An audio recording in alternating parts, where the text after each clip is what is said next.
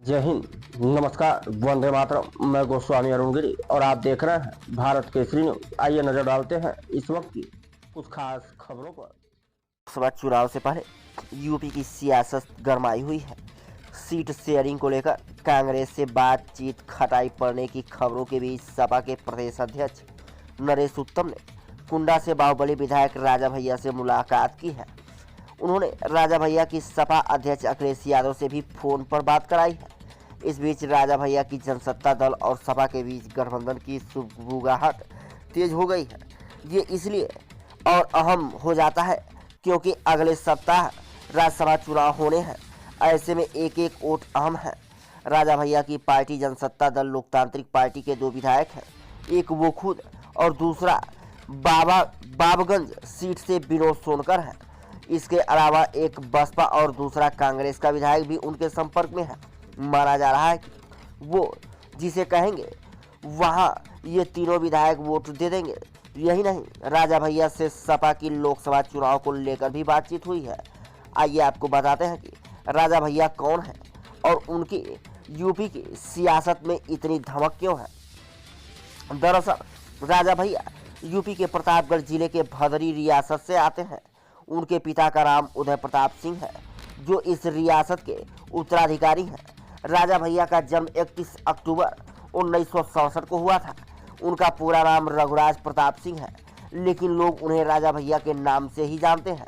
राजा भैया ने अपनी शुरुआती पढ़ाई दून स्कूल से की। इसके बाद उन्होंने लखनऊ यूनिवर्सिटी से ग्रेजुएशन किया और बहुत छोटी उम्र में ही राजनीति में कूद गए। साल 1993 में राजा भैया ने पहली बार कुंडा से विधानसभा चुनाव लड़े और जीत हासिल की। उस वक्त उनकी उम्र सिर्फ 24 साल की थी। तब से राजा भैया आज तक चुनाव नहीं हारे हैं। राजा भैया के पिता कभी नहीं चाहते थे कि वो राजनीति में आए, लेकिन जब राजा भैया अपनी जीत पर अड़े रहे तो उनके पिता अपने गुरु की सलाह लेने को कहा था। राजा भैया देवराहा बाबा को अपना गुरु मानते हैं।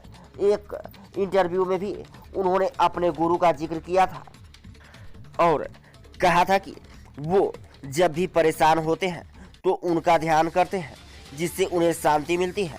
1993 से अब तक राजा भैया 7 बार विधानसभा चुनाव जीत चुके हैं, लेकिन आज तक उनके पिता उदय प्रताप सिंह ने उनके लिए वोट नहीं मांगा। राजा भैया के पिता का कहना है कि उन्हें किसी के आगे हाथ फैलाना पसंद नहीं है। राजा का साम्राज्य काफी बड़ा है, उनके पास अरबों की संपत्ति है, लेकिन साल 2022 विधानसभा चुनाव के हलफनामे के मुताबिक उनके पास करीब 24 करोड़ की संपत्ति है, जिनमें करीब 16 करोड़ चल और 7.91 करोड़ की अचल संपत्ति है। उनकी पत्नी और बच्चों के पास 12 किलो से ज्यादा सोना और 50 किलो चांदी है। इनमें से सिर्फ राजा भैया के पास 3.5 किलो सोना है। यूपी की सियासत में राजा भैया का दबदबा रहा है, लेकिन साल 2002 में मायावती सरकार में उन्हें जेल भी जाना पड़ा।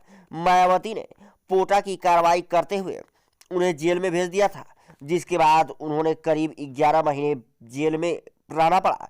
हालांकि मायावती के हटने के बाद मुलायम सिंह यादव की जब पोटा हटा तो वो जेल से बाहर आए। अखिलेश यादव ने उन्हें अपनी सरकार में मंत्री बनाया और अब वो योगी सरकार की भी कई बार तारीफ कर चुके हैं। देखा पूरी report, bureau report, Bharat Kesari news team के साथ।